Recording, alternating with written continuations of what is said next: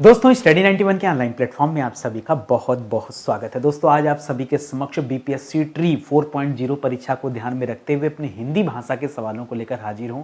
और ये जो सीरीज हम कवर कर रहे हैं दोस्तों, आज हमारा 35 नंबर का लेक्चर है। पीछे के वीडियोज अगर आपने नहीं देखे हैं तो जल्दी से देख लीजिए, क्योंकि आज की क्लास अगर आप देखते हैं तो पूरे 1050 सवाल आपके तैयार हो जाएंगे। ठीक है, बहुत गजब की ये सीरीज चली दोस्तों।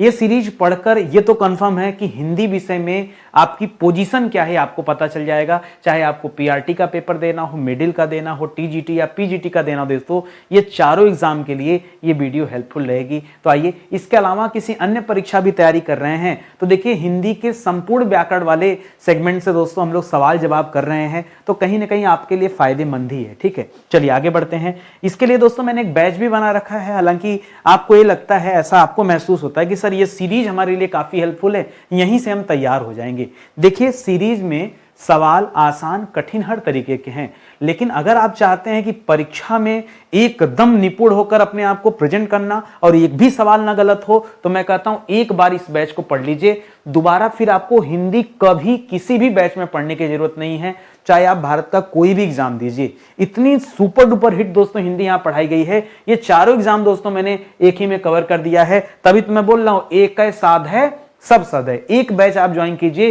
हिंदी को विधिवत पढ़ लेंगे, आप समझिए मास्टर बन जाएंगे। अगर मेरी बात पे भरोसा है, मैं बैच बेचने के लिए नहीं कह रहा हूं, ठीक है, मैं आपके हित के लिए बोल रहा हूं। अगर आपको भरोसा ना हो तो एक काम करो, मत परचेज करो, एक बार आप डेमो देख लो। बीपीएससी के क्लास को ओपन करके एक बार डेमो देख लो। कैसे डेमो देखना है, आप एप्लीकेशन डाउनलोड कर लो स्टडी 91 ऑफिशियल का, और वहां बीपीएससी के बैच में जाके आप डेमो देख लो। आपको ऑटोमेटिक समझ में आ जाएगा कि कितनी बेहतरीन ये क्लासेस चल रही है। ठीक है, चलिए स्टार्ट करते हैं। तो पहला सवाल दे रहा दोस्तों, हिंदी साहित्य का सेंटा क्लॉज किसे कहते हैं? कोई बच्चा बताए मुझे। सर ये कैसा सवाल है? अरे यही तो मजेदार सवाल है, मुझे भी तो खेल खेलना आपके साथ। कैसे डिसाइड होगा कि हाँ आप पढ़ने में कितना जो अपनी तत्परता दिखाते हैं, कितनी अच्छी आपकी तैयारी है। मैं कहीं बाहर से सवाल नहीं ला रहा हूं भैया। टीजीटी पीजीटी देना है ना, बीपीएससी का टीजीटी पीजीटी देना है कि नहीं देना है, तो सवाल तो इस लेवल पे आपको तैयार होना ही चाहिए। आप समझो हम घिसे पीटे सवाल पढ़ाएंगे, भैया मेरे बस की बात नहीं। ठीक है, तो हिंदी साहित्य का सेंटा क्लॉज दोस्तों किसे कहा जाता है? याद रखेगा, रामचंद्र शुक्ल को कहा जाता है। ठीक है, कैसे याद रखें सर, बातियां भूल जाएंगे तो। अरे सेंटा क्लॉज आप जानते हैं, ये ईसा जो क्रिसमस का दिन होता है उस दिन माना जाता है कि सेंटा क्लॉज खुशियां बांटते हैं। एक तरह से ईश्वर उन्हें माना जाता है, राम जी भी ईश्वर हैं। इस तरह से रामचंद्र शुक्ल का नाम याद रखे। ठीक है, रामचंद्र शुक्ल का नाम याद रखे। कह रहा है कि दोस्तों सुमित्रानंदन पंत, बिल्कुल जवाब नहीं। अच्छा, इनसे कभी सवाल बनेगा दोस्तों तो क्या बनेगा, इनको दो अर्थों में दोस्तों याद किया जाता है। एक तो दोस्तों जो इनका वास्तविक नाम था वो दोस्तों गोसाई दत्त था। क्या था दोस्तों, आपको नाम ही नहीं पता होगा, इनका ये नाम है ही नहीं। सुमित्रानंदन पंत का ये नाम है ही नहीं। उनके बचपन का नाम क्या था? गोसाई दत्त। क्या बात करें सर, हम तो यही मानते थे। अरे आप मानते थे ना। इसके अलावा जो आपसे परीक्षा में पूछा जाएगा वो पूछा जाता है प्रकृति के सुकुमार कवि। ठीक है, प्रकृति के सुकुमार कवि के रूप में दोस्तों किसे जाना जाता है? अगर ये सवाल पूछा तो क्या बताएंगे दोस्तों? सुमित्रानंदन पंत को जाना जाता है, ये आप याद रखेंगे। बाकी दोस्तों यहां पे जो ऑप्शन दिया है माखनलाल चतुर्वेदी, जवाब तो ये भी नहीं है। अरे हिम करिटनी हिम तरंगिणी इन्हीं की तो रचना है। ठीक है, बहुत फेमस व्यक्ति दोस्तों। तो आपको बताना है कि इन्हें किस नाम से दोस्तों जाना जाता है। तो इन्हें कई सारे नाम से जाना जाता है। इन्हें दोस्तों कभी आपने पढ़ा झारखंडी नाम, इनके लिए एक शब्द यूज होता है दोस्तों। नहीं झारखंडी नहीं, वो तो प्रसाद जी को कहते हैं, वो कहते हैं भाई इनके लिए। अरे भी 3-4 दिन पहले हम लोग सवाल किए माखनलाल चतुर्वेदी जी को, एक भारतीय आत्मा। ठीक है, एक भारतीय आत्मा इन्हें कहा जाता है। ठीक है, एक भारतीय आत्मा। ठीक है, एक भारतीय आत्मा, ये हम लोग पढ़े भी हैं कई बार दोस्तों, ये सवाल आ चुका है। ठीक है, और जो ये दे रहा दोस्तों प्रसाद जी को, तो इनका उपनाम दोस्तों प्रसाद था, ये तो नाम में ही लगा तो आप पहचान जाएंगे। इसके अलावा दोस्तों लोग इन्हें कलाधर बुलाते थे, कलाधर। और इसके अलावा दोस्तों इन्हें लोग झारखंडी भी कहते थे। ठीक है, झारखंडी। ठीक है, झारखंडी। ये सब दोस्तों किसका उपनाम है? ये इनके उपनाम है। और रही बात मुंशी प्रेमचंद जी की, आप हैरान हो जाएंगे दोस्तों। मुंशी प्रेमचंद जी जो नाम है ना, ये एक्चुअली में मुंशी इनकी उपाधि थी। ठीक है, हाँ सर, ये नाम को पढ़ने से लगता है कि मुंशी उपाधि होगा। और मैं आपको ये भी बता दूं कि प्रेमचंद भी इनका नाम नहीं था। बचपन में कोई भी इन्हें प्रेमचंद के नाम से नहीं जानता था। फिर लोग क्या कहते थे दोस्तों, तो लोग इन्हें प्रेमचंद जी को क्या बुलाते थे? याद रखेगा, मैं खुद भी स्किप कर रहा हूं यहां पर। ठीक है, मुंशी प्रेमचंद जी का बहुत अच्छा सा नाम है यार, कौन सा श्रीवास्तव, ठीक है, हाँ लाला भैया है, ठीक है, मुंशी प्रेमचंद जी को लाला कहा जाता था दोस्तों। अरे बहुत अच्छा नाम भाई, एकदम दिमाग में क्लिक ही नहीं कर रहा है, ठीक है, बहुत प्यारा सा नाम है, सवाल बहुत आता है यहां से। अरे यार कई बार ऐसे हो जाता है ना।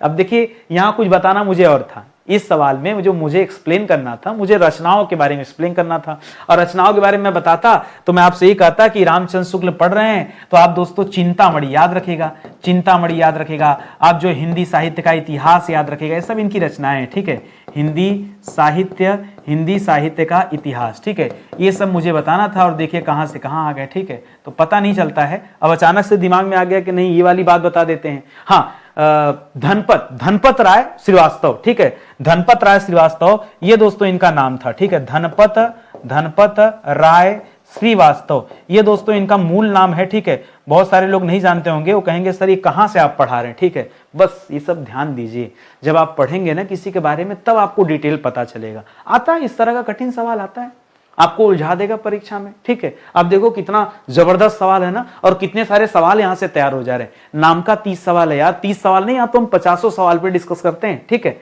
आगे आ जाइए अगले सवाल पर। अगला दे रहा है कि भक्ति काल का नाम पूर्व मध्यकाल दोस्तों किसने दिया। ध्यान दीजिएगा, भक्ति काल को पूर्व मध्यकाल नाम से दोस्तों किसने बुलाया है। करा डॉक्टर नगेंद्र ने बुलाया है, रामचंद्र शुक्ल जी ने बुलाया है, हजारी प्रसाद द्विवेदी जी ने बुलाया है, या मिश्र बंधुओं ने कहा है, या गणपत चंद्र गुप्त ने कहा है, ठीक है। तो याद रखेंगे दोस्तों, यहां आपका जवाब हो जाएगा डॉक्टर नगेंद्र। जी हाँ दोस्तों, डॉक्टर नगेंद्र, ठीक है, इन्होंने क्या कहा है भक्ति काल को, इन्होंने कहा है पूर्व मध्य काल। क्या कहा दोस्तों, पूर्व मध्य काल का है। जबकि दोस्तों रामचंद्र शुक्ल जी ने इसे भक्ति काल नाम दिया। क्या दिया है, इसे भक्ति काल के नाम से पुकारा है, तो रामचंद्र शुक्ल का भक्ति याद रखेगा। वहीं गणपत चंद्र गुप्त दोस्तों, इन्होंने पूर्व भक्ति काल कहा है। क्या कहा दोस्तों, इन्होंने पूर्व भक्ति काल का है। तो गणपति से गणेश याद रखेंगे, गणपति की पूजा सबसे पहले होती है तो पूर्व याद रखेगा, पूर्व भक्ति काल। अब बाकी राम जी दोस्तों उनके भक्त बहुत सारे हैं तो याद रखेगा इन्होंने भक्ति काल का है, ठीक है। इसी तरह से हजारी प्रसाद द्विवेदी जी ने लोक जागरण काल कहा है। क्या कहा है दोस्तों, लोक जागरण काल, ठीक है। तो हजार लोग, इस तरह से आप इसे याद रखेगा। और मिश्र बंधुओं ने क्या कहा, इसे माध्यमिक काल कहा है। क्या कहा दोस्तों, इसे माध्यमिक काल कहा है। तो ये तथ्य भी आप ध्यान में रखेंगे। अब आप चाहते हैं कि चैप्टर डिटेल में पढ़ा जाए, तो भाई डिटेल तो आपको पेड क्लास में मिलेगा। मैं क्यों बुला रहा हूं आपको, आपके हित के लिए बुला रहा हूं। आप आएंगे, पढ़ेंगे, ये सारी बातें वहां बहुत डिटेल में कवर कराई गई हैं। आप पहले आइए तो सही, पढ़िए तो सही, तब तो आपको महसूस होगा। चलिए आगे बढ़ते हैं। करा सखा श्री कृष्ण के गुलाम राधा रानी के, सखा श्री कृष्ण के गुलाम राधा रानी के, ये पंक्ति दोस्तों किसकी है। एक्सीडेंटल सवाल देखेंगे, पक्का उत्तर गलत होगा। क्यों, यहां आप जवाब नहीं देते, आपकी आत्मा जवाब देती है। अरे हम बता रहे, सूरदास मार दे, सूरदास कहे मार दे, अरे वो वही ब्रज के रहने वाले तो वही कहे होंगे, ठीक है। वो कृष्ण को सखा मानते थे और गुलाम राधा रानी को नहीं। मैं कर रहा हूं, अरे मीराबाई मार दे, मीराबाई क्यों, अरे वो तो कृष्ण को पति मानती थी, सखा कहां, ठीक है, ये भी नहीं। सर पक्का बताएं, अंदर से आत्मा कह रही थी कि सर रहीम दास जवाब होगा, ठीक है, लेकिन सर दे नहीं पाए हम जवाब। ले और बता, ठीक है। सर हम भूल गए कृष्ण का पर्यायवाची केशव होता है, माधव होता है, सर केशव दास होता। ले भी गलत। सर दिमाग उलझा दिए आप, सच बताएं तो हम उलझा दिए हैं। अरे शुक्र मनाइए कि मैं आपको ऐसे सवाल दे रहा हूं, आप आनंद लीजिए।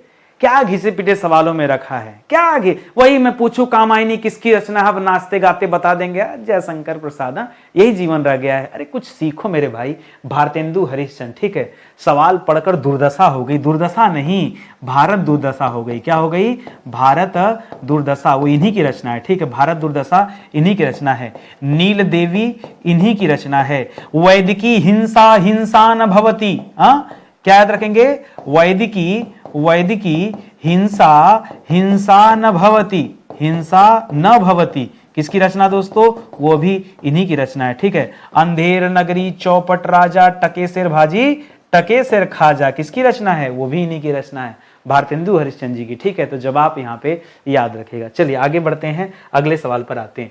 करा देवनागरी लिपि का सर्वप्रथम प्रयोग कहाँ हुआ था। सर अब ना हम आपकी क्लास देखना बंद कर देंगे। क्यों, आप हमारा ईगो हर्ट कर रहे हैं ईगो नहीं हर्ट कर रहे हैं, ठीक है। आप समय देंगे तो अच्छा लगेगा आपको, ठीक है, कुछ सीखिए। जब तक अपने लेवल का, मतलब जैसे कोई मूवी में अगर लेवल का हीरो है तो लेवल का गुंडा भी होना चाहिए, हाँ? वैसे पढ़ने में रखिए, आपका कोई लेवल है कि नहीं है, हाँ? कि एकदम गिर गए हैं, गिर गए हैं तो गिरे पीटे घिसे पीटे सवाल हल कीजिए। अगर आप अपने आप को लेवल का मानते हैं, ठीक है, तो लेवल का सवाल भी तो आना चाहिए, हाँ? क्योंकि जब सामने विलन अच्छा ना हो, खतरनाक सवाल ना हो, तो फिर हमारे खोपड़ी का ऐसी तैसी होगी नहीं, और ऐसी तैसी होगी नहीं तो पढ़ने का क्या मतलब, ठीक है। देखो, देवनागरी लिपि का पहली बार प्रयोग कहां हुआ था? सर मेरी इच्छा कर रही ना अशोक का शिलालेख। रोक दीजिए अपनी इच्छा को, आज कहिए कि आपकी इच्छा कुछ ना। सर हम बताएं, गलती से निकल गया था अशोक, अमीर खुसरो कीजिए, खड़ी बोली हिंदी के लिए सर इसे जाना जाता है, इसका कोनो कनेक्शन इससे जरूर होगा। ले भैया, सारा कनेक्शन खत्म। सर ईमानदारी से बताएं ना, तो पाणिनि को कौन नहीं जानता, संस्कृत से जुड़े थे उन्होंने, ठीक है, अष्टाध्यायी लिखा है, हाँ? तो और संस्कृत को तो वैसे भी सर हिंदी की आदि जननी कहा जाता है। यही वाला उत्तर करना था, वो बहक गए थे, ठीक है, बहकिए मत लीजिए गलत।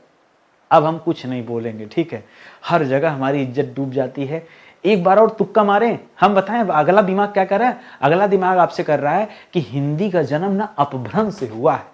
कंफर्म अपभ्रंशी जवाब था, हमने मिस्टेक किया, नीचे से पढ़ना शुरू किया, ऊपर से पढ़े होते तो ये एकदम सही जवाब था। अरे चलिए, इस बार आपका जवाब बिल्कुल गलत है। अगला जवाब क्या है दोस्तों? जयभट्ट। जी हाँ दोस्तों, जयभट्ट का जो शिलालेख है, राजा थे, ठीक है, जयभट्ट के शिलालेख में पहली बार दोस्तों ये देवनागरी लिपि का प्रयोग किया गया। ये जो हम हिंदी लिखते हैं देवनागरी लिपि में तो लिखते हैं, तो देवनागरी लिपि का पहली बार प्रयोग दोस्तों ये जयभट्ट के शिलालेख में हुआ है, ठीक है। पढ़ के आनंद आया? अरे ऐसे सवाल रहेंगे तभी तो आनंद आएगा, मजा आएगा ना। चलिए आगे बढ़ते हैं, एक सवाल और लीजिए एक्सीडेंटल, बहुत खतरनाक सवाल है, हमको माफ करना, ठीक है। आज मेरा आपके साथ थोड़ा दिल दुखाने की इच्छा हो रही थी। कह रहा पद्मावत संजीवनी व्याख्या किसकी रचना है? इसको कौन नहीं जानता सर, अवधी भाषा में लिखा है। मलिक मोहम्मद जायसी ने 1540 में रानी पद्मावती की कथा है। अलाउद्दीन खिलजी जब जाता दोस्तों हमला करता मेवाड़ पर, ये वाली कहानी सर कौन नहीं जानता इसके बारे में?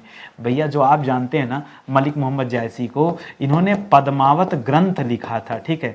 पद्मावत क्या लिखा था दोस्तों? ग्रंथ लिखा था, और ये ग्रंथ दोस्तों अवधी भाषा में लिखी गई थी। आपकी बात बिल्कुल सही है, लेकिन आप दीजिए यहां इस ग्रंथ का नाम क्या है? पद्मावत संजीवनी व्याख्या। यह अलग ग्रंथ है। मैंने कहा पद्मावत आपसे कहां पूछा है? संजीवनी व्याख्या, लगता है कि इनकी पत्नी पद्मावती का देहांत हो गया था। राणा रतन सिंह का कलेजा दोस्तों हिल गया होगा। रतन सिंह सर कुछ लिख के चले गए क्या? रतन सिंह कोई लेखक थोड़े थे। इसका मतलब सर संजय लीला भंसाली, उसने बनाए पिक्चर पद्मावत, उसी ने कुछ लिखा होगा, ठीक है। यह भी जवाब नहीं दोस्तों। यहां वासुदेव शरण अग्रवाल आपका जवाब हो जाएगा इस सवाल का सही उत्तर। जी हाँ, वासुदेव शरण अग्रवाल जी की यह रचना है पद्मावत संजीवनी व्याख्या, इसको आप याद रखेंगे, ठीक है। इसके अलावा दोस्तों, ठीक है, इनकी कुछ रचनाएं और आप याद कर लीजिए जो परीक्षा में आने योग्य है। जैसे एक सवाल आता है दोस्तों पृथ्वी पुत्र, ठीक है, पृथ्वी पुत्र।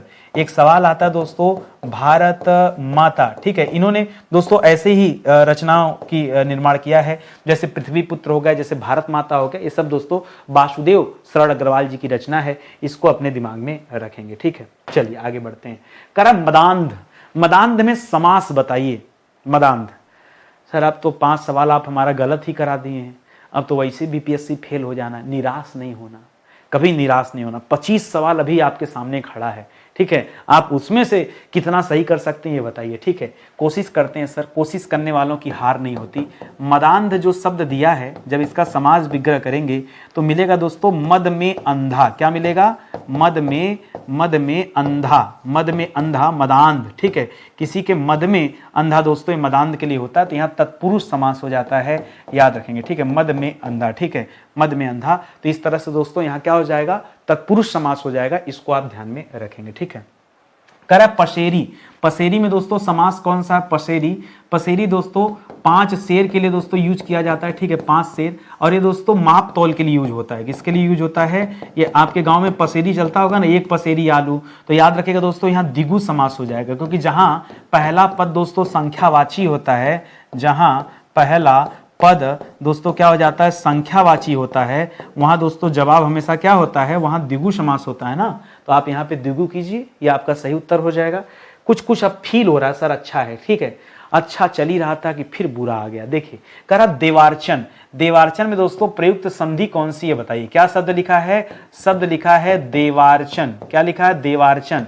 ठीक है, ये दो शब्दों से मिलकर बना दोस्तों, देव धन अर्चन, देव धन अर्चन। यही अ जाकर यहां आ की मात्रा बना देता, तो सिंपल सी बात है, यहां दीर्घ संधि भैया, बाकी तो ऑप्शन है ही नहीं, आपको केवल कंफ्यूज करने के लिए दे रहा है। देवार्चन में संधि कौन सी है, दीर्घ स्वर संधि, मैंने दिखा तो दिया, ये अ आके इसके साथ जुड़ गया, बस सिंपल सी बात है, यहां कुछ डिफिकल्ट जैसा था ही नहीं कि आप परेशान होइए। आगे आइए, कर नद्युर्मी, ये नद्युर्मी दोस्तों थोड़ा अलग तरीके से लिखा जाएगा। देखिए इसे ऐसे लिखते हैं, नद्युर्मी ऐसे भी लिखा जाता है, या फिर दोस्तों कई बार थोड़ा सा ये चेंज हो जाता है तो ऐसे भी लिखते हैं। देखिए ऐसे नद्युर्मी ऐसे भी लिखते हैं, कचा जैसे भी लिखेंगे। ठीक है, उर्मी, ठीक है, यहाँ उर्मी है दोस्तों, उर्मी, ठीक है, नदी उर्मी। अब जब इसका संधि विच्छेद करेंगे दोस्तों तो यहाँ आता है नदी शब्द आता है, धन दोस्तों उर्मी शब्द आता है। क्या आता है दोस्तों, उर्मी शब्द आता है, नदी। ये थोड़ा सा आप सही कर लीजिए, इस तरह नहीं होगा।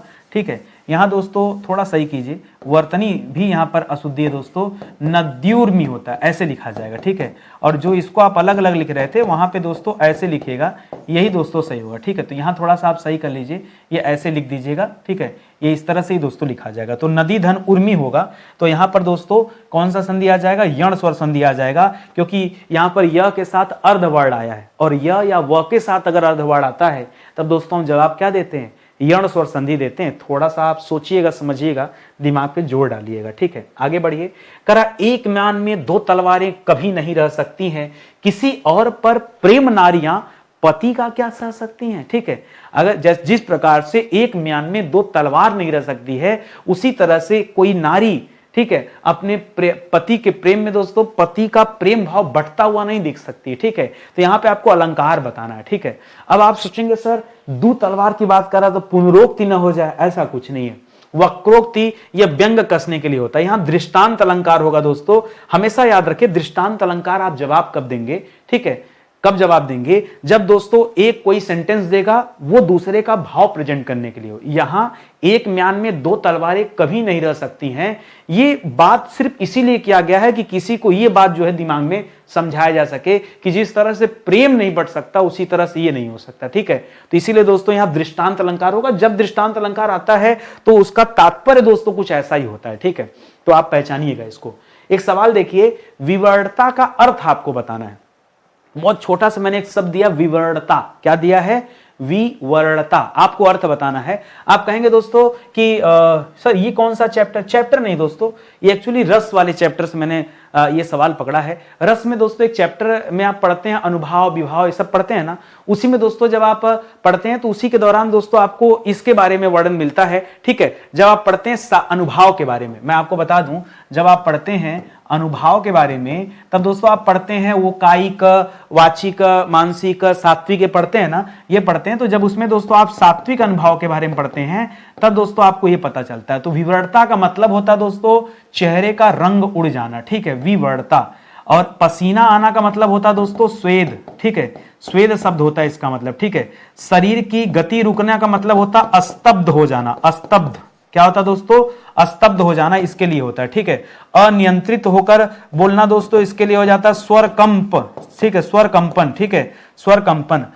ठीक है, नहीं, हाँ ठीक है, नहीं, अनियंत्रित होकर बोलने के लिए दोस्तों एक शब्द आता है प्रलाप करना। ठीक है, और आवाज लड़खड़ाने का मतलब क्या हो जाता है दोस्तों, स्वरभंग कर दीजिए, आवाज लड़खड़ाना, स्वरभंग। ठीक है, तो ये सारे शब्द होते हैं, इनके अपने अपने अर्थ होते हैं। अब आपको अगर इतनी छोटी सी बात ना पता हो तो फिर हिंदी पढ़ रहे हैं, इसका क्या अर्थ निकलेगा। ठीक है, सीखिए, समझिए और मेहनत कीजिए। आपको ना एक गलतफहमी हो गई है कि हिंदी बहुत आसान है। आसान जरूर है, लेकिन कब, जब एक बार आप विस्तार से पूरी हिंदी पढ़ लेंगे तब हिंदी आसान है, उसके पहले नहीं। उसके पहले मन का भ्रम, उस भ्रम से निकलिए पहले बाहर। अगला सवाल दे रहा अराती। अराती दोस्तों यह किसका पर्यायवाची बताना है। सर ईमानदारी से बताएं तो अराती का अर्थ ही नहीं पता है, और जब तक किसी शब्द का अर्थ ना पता हो आप पर्यायवाची ढूंढेंगे कैसे।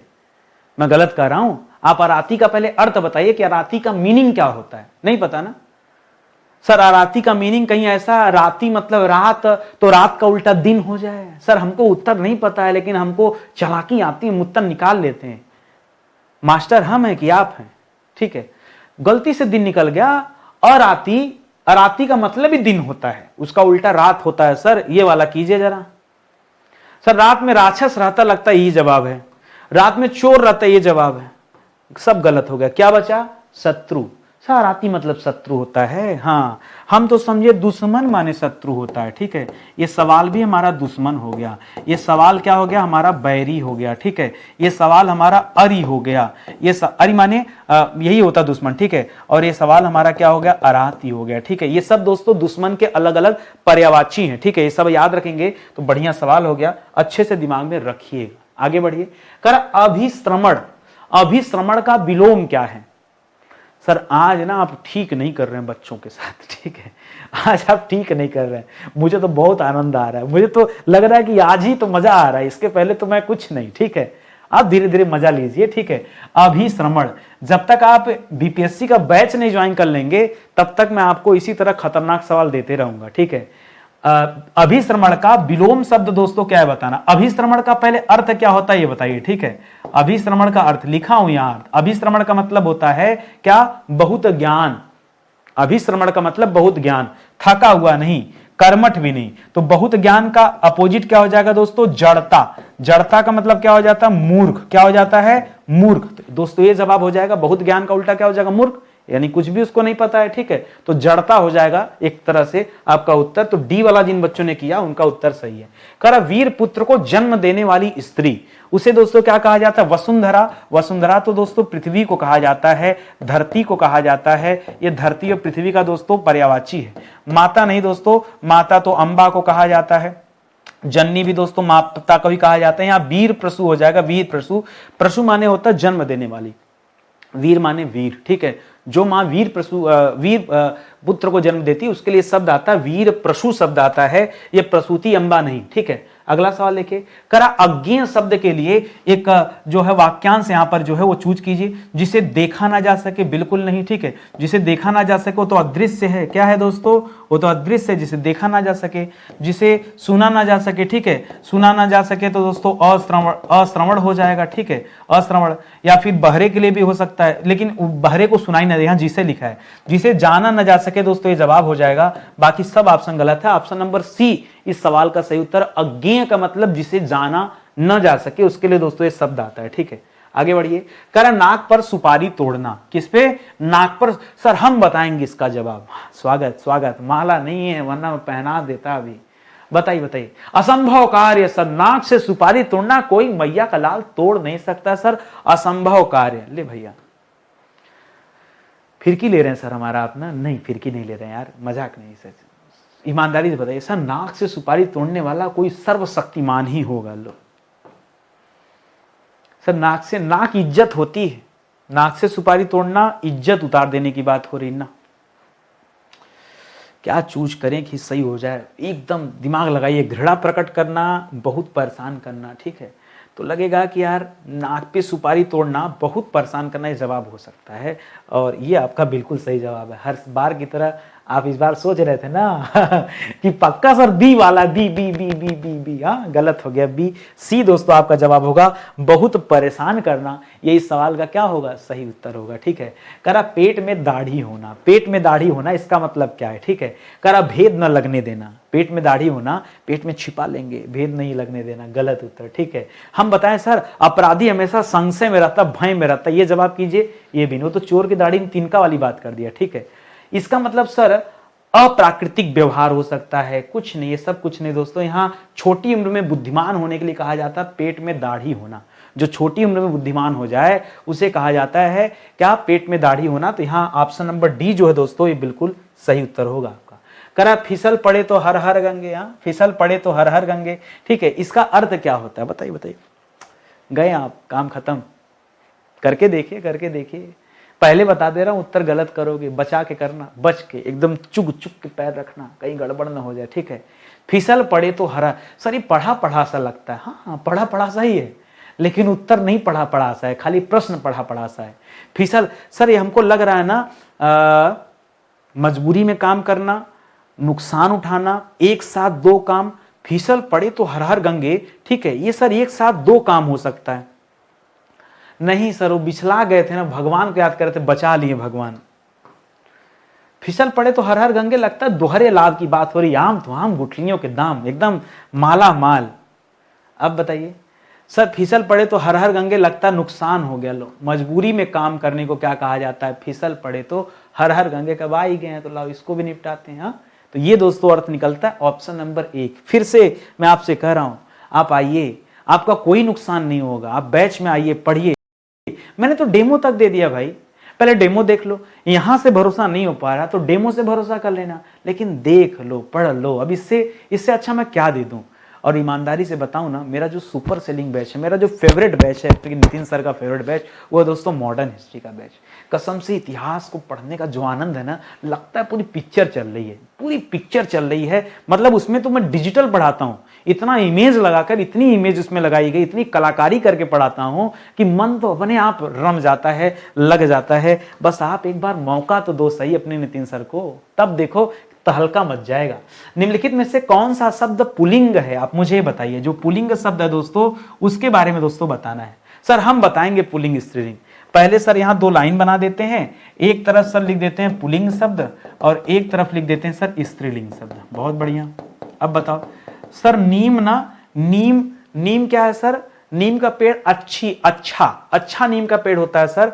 तो नीम को क्या कर लें सर, नहीं समझ में आ रहा है, चलो रात को क्या कर लें, रात सर अच्छी होती है, ये कर लेते हैं। जर्मन शब्द, ये नहीं समझ में आ रहा है। अच्छी नाक, अच्छा नाक नहीं, अच्छी नाक होती है, भी स्त्रीलिंग है। मूर्खता नहीं समझ में आ रहा है, तो मैं आपको बताऊं, जहां कहीं ता मिल जाए ना, हमेशा जानिए स्त्रीलिंग होता है। और ये जो जर्मन दोस्तों, ये भाषा को इंडिकेट करता है, भाषा हमेशा स्त्रीलिंग होती है, ठीक है। और ये जो नीम है दोस्तों, ये वृक्ष को इंडिकेट करता है। वृक्ष चाहे जो जहां भी होगा वो पुल्लिंग ही होगा। तो आपसे पूछा क्या, पुल्लिंग पूछा ना, तो आप नीम जवाब दीजिए। वृक्ष चाहे जो भी होगा वो पुल्लिंग होगा, ये अपने दिमाग में रखिए। भाषा चाहे जो होगी, ठीक है, वो स्त्रीलिंग होगी, तो इसको भी आप ध्यान रखिएगा। इस तरह से आपने उत्तर निकाल दिया अपना। आगे देखिए, वर्षा हुई होगी, वर्षा हुई होगी में काल कौन सा है बताइए। कर संदिग्ध भूतकाल, अपूर्ण भूतकाल, आसन्न भूतकाल, संभाव्य भूत। पहली बात तो भूत में कोई संभावना हो नहीं सकती, इसलिए संभाव्य का नाम मत लीजिए, यहां संदेह है। वर्षा हुई होगी, पता नहीं, कंफर्मेशन तो है नहीं, हुई होगी कर रहा है, ठीक है। अगर कंफर्म होता तभी बोलता है ना कि वर्षा हुई थी, तब मान लेते कि हाँ भूतकाल में कंफर्म हो गया। लिखा हुई होगी, बीते हुए समय की भी बात कर रहा है, भविष्य की बात तो कर नहीं रहा है। अच्छा, गागी गे पढ़ के आप भविष्य में चले जाइएगा, ठीक है।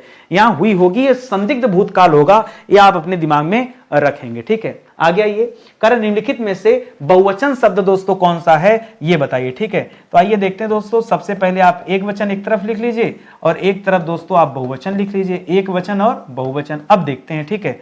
कर लस्सी, लस्सी दोस्तों क्या होती है, लस्सी दोस्तों द्रव अवस्था में है, और मैंने आपको समझाया था जितना भी चीज द्रव अवस्था में होगा यह एक वचन होता हमेशा, ठीक है। ईश्वर दोस्तों, ईश्वर परम, अब एक है, बांट दो ईश्वर को तो अलग बात है। सेना, आपको लगता है कि सेना में बहुत सारे लोग हैं इस वजह से सेना बहुवचन होगा, ऐसा कुछ नहीं है, यह भी एक वचन होता है। सत्य हमेशा एक ही होता है दोस्तों, याद रखिएगा। भाग्य दोस्तों यहां बहुवचन होता है, ठीक है। भाग्य क्या है दोस्तों, आपकी जिंदगी में जो भाग्य हो कई बार खुलते और कई बार बंद होते हैं, इस तरह से आप याद रखें कि भाग्य जो शब्द है ये बहुवचन शब्द है, अपने दिमाग में रखेंगे। तो ई जो है दोस्तों आपका सही उत्तर हो जाएगा। वह सुबह गंगा किनारे जाता है, इस वाक्य में कौन सा कारक है। गुप्ता जी हट रहे हैं साइड, क्योंकि सवाल है एक्सीडेंटल, निश्चित रूप से गलती होगी। सोचिए, समझिए, जवाब दीजिए। 99.99999999999 लोग गलत करेंगे, इतने प्रतिशत गलत करने वालों की संभावना है। सोचिए, समझिए, मैं तो आपको बता दे रहा हूं कि आप कहां टकराने वाले हैं। अगर आप भी मौका दे रहा हूं, सोचिए। वह सुबह गंगा किनारे जाता है, लगता है वह जाता है सर, कर्ता की बात हो रही नहीं सर, इसका मतलब कर्म की का अंदाज लगा रहे हो, कर्ता ने कर्म को, वह सुबह को जाता है, अपने मन से अंदाज नहीं लगाना। करण से पैदल पैदल जाता, पैरों से नहीं, संप्रदान के लिए नहीं, अधिकरण कारक। क्यों सर अधिकरण, अधिकरण में तो पहचान चिन्ह सर में और पर होता है, यहां में और पर से सर क्या लेना देना का आप अधिकरण करवा दे रहे हैं। वह सुबह गंगा किनारे जाता है, किनारे का मतलब किनारों पर जाता है, किनारे मतलब अंडरस्टूड है, भाव।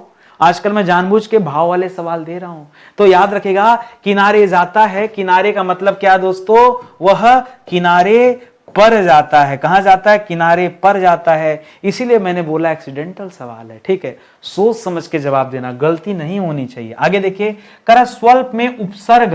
उपसर्ग हमेशा कहां लगता है? ये लगता है शब्द के प्रारंभ में। कहां लगता है? शब्द के प्रारंभ में लगता है, ठीक है, उपसर्ग। और स्वल्प का उपसर्ग क्या होगा? इसके लिए पहले आपको तोड़ना पड़ेगा स्वल्प को। तो जब तोड़ेंगे तो आपको मिलेगा सूधन अल्प। क्या मिलेगा? सूधन अल्प। अगर संधि मिलती तो आप बताते हैं यण स्वर संधि, खैर पूछा नहीं, यहां सु हो जाएगा, स्व मत कीजिएगा, ठीक है। एकदम मैंने तोड़ के अलग करके आपको दे दिया, लो देख लो, अब इससे आसान कुछ नहीं है, ठीक है। तो स्वल्प का ये हो जाएगा। इसी तरह से दे दिया ढक्कन। ढक्कन में मूल शब्द बताना है। कई सारे बच्चे ना अब ढक्कन में दोस्तों ना कर दिए, नहीं ना भी नहीं। अगर यहां पे मान लीजिए अन दे देता, अन, तो ढक्कन में दोस्तों अन जो होता है ये प्रत्यय होता है, ठीक है, प्रत्यय होता है। और यहां ढकना दोस्तों मूल शब्द होता है, ढक मत कीजिएगा। ढकना प्लस अन बराबर ढक्कन होता है, ठीक है। तो इसको ध्यान दीजिएगा, ये मूल शब्द है ढकना, ठीक है। इसको अपने दिमाग में रखेंगे। आगे देखिए दोस्तों, करा नीचे दिए गए वाक्यों को तार्किक क्रम में दोस्तों जोड़ना है आपको। करा यह जीवन का एक महत्वपूर्ण हिस्सा है। मनुष्य को हमेशा सकारात्मक दृष्टिकोण अपनाना चाहिए। सकारात्मक दृष्टिकोण से समस्याओं का समाधान संभव होता है, ठीक है। समस्याएं जीवन में आती रहती हैं। जो व्यक्ति सकारात्मक रहता है वही जीवन में सफल होता है, ठीक है। सोचिए समझिए तब जवाब दीजिए दोस्तों, यहां पे क्या होगा, ठीक है। सेट कीजिए। अब देखिए, सेट करने में कभी कभी ऐसा महसूस होता है कि सर कहां से उठाएं और कहां किससे शुरू करें। तो आप एक काम कीजिए, आपके सामने जैसे एक दिया है तो पहले आपने कोई भी एक ऑप्शन ले लीजिए, कोई भी एक ऑप्शन से आप डी ले लीजिए। तो अब पता नहीं क्या सही जवाब, लेकिन एक बार ट्राई करते हैं, ठीक है। तो जैसे डी दे दिया, एक नंबर आपको पढ़ना है, ठीक है। एक मतलब ये पढ़ना है, यह जीवन का महत्वपूर्ण हिस्सा है। मनुष्य को हमेशा सकारात्मक दृष्टिकोण अपनाना चाहिए। और फिर कह रहा है, मतलब ऐसे सिस्टम, ये छोड़िए, कुछ और ऑप्शन बी लीजिए, 2 पे दे रहा है, मनुष्य को हमेशा सकारात्मक दृष्टिकोण अपनाना चाहिए। समस्याएं जीवन में आती रहती हैं, क्योंकि यहां सकारात्मक दृष्टिकोण है, यहां भी सकारात्मक दृष्टिकोण है, तो हर संभव प्रयास कीजिए कि दोनों आसपास होने चाहिए, ठीक है। तो पहली बात ये, इसके देखिए 2 और 3 आसपास होना चाहिए, जबकि इसके बीच में 4 दे रहा दोस्तों, तो ये गलत होने की संभावना यहां पर ज्यादा है, ठीक है। यहां भी देखिए 2-3 आसपास होना चाहिए, 2-3 आसपास है, यहां भी 2-3 आसपास है, यहां भी 2-3 आसपास है, तो इधर हो सकता है, यहां भी 2-3 आसपास था, ठीक है। तो एक तो आपने कट कर दिया। ऐसे ही दोस्तों दिमाग लगाना पड़ेगा, ठीक है। आगे देखिए, कर रहा है समस्याएं जीवन में आती रहती, ठीक है। यहां से कीजिए, समस्याएं जीवन में आती रहती हैं, यह जीवन का एक महत्वपूर्ण हिस्सा है। ये बहुत परफेक्ट बन रहा है ना, समस्याएं जीवन में आती रहती हैं, यह जीवन का एक महत्वपूर्ण हिस्सा है, ठीक है। इसके बाद दोस्तों, इसके बाद क्या कर सकते हैं, 4 के बाद आपने कर लिया 1, ठीक है। 4 के बाद 1, इसके बाद मनुष्य को हमेशा सकारात्मक दृष्टिकोण अपनाना चाहिए, यह भी कर सकते हैं, ठीक है। और सकारात्मक दृष्टिकोण से समस्याओं का समाधान संभव होता है। जो व्यक्ति सकारात्मक होता है वही जीवन में सफल होता है। तो यहां 4, 1, 2, 3, 5 ये आप कर सकते हैं दोस्तों, एक तरह से आपका जवाब हो सकता है 4, 1, 2, 3, 5 ये जवाब दोस्तों आपका हो सकता है, ठीक है। तो इस तरह से दोस्तों आप समझेंगे तो चीजें बेस्ट रहेंगी, आपको समझ में आएगा, ठीक है। चलिए आगे बढ़ते हैं दोस्तों, ठीक है। समस्याएं जीवन में आती रहती हैं, मनुष्य को सकारात्मक दृष्टिकोण अपनाना चाहिए। सकारात्मक दृष्टिकोण से समस्याओं का समाधान संभव होता है। जो व्यक्ति सकारात्मक रहता है वही जीवन में सफल होता है। यह जीवन का एक नहीं, जीवन का, ठीक है, ये परफेक्ट आंसर हमारा है, इसको ध्यान देंगे। अगला सवाल देखिए, पद्यांश दिया है, आपको कुछ सवाल देगा और उसका जवाब ढूंढना है। चमक उठी सन 57 में वह तलवार पुरानी थी, बुंदेले हर बोलो के मुख हमने सुनी कहानी थी, खूब लड़ी मर्दानी वह तो झांसी वाली रानी थी, घोड़े पर सवार हो कभी मर्दों के बीच लड़ी, तोपों का सामना करके भी रणभूमि में डटी खड़ी, माँ के आंचल में पल कर ही उसने दुश्मन को पछाड़ा, बलिदान की वो मूरत थी, हर नारी को सिखलाया, देश की खातिर जीना है, देश की खातिर मरना है। बहुत अच्छी दोस्तों पंक्ति है, आपको इससे संबंधित कुछ सवाल दे रहा है, ठीक है। सवाल पहला क्या दे रहा है, ध्यान से पढ़िएगा, समझिएगा। कह रहा झांसी वाली रानी कौन थी? रानी पद्मावती नहीं, ये रानी लक्ष्मीबाई की कहानी है। बहुत आसान, बहुत आसान, ठीक है।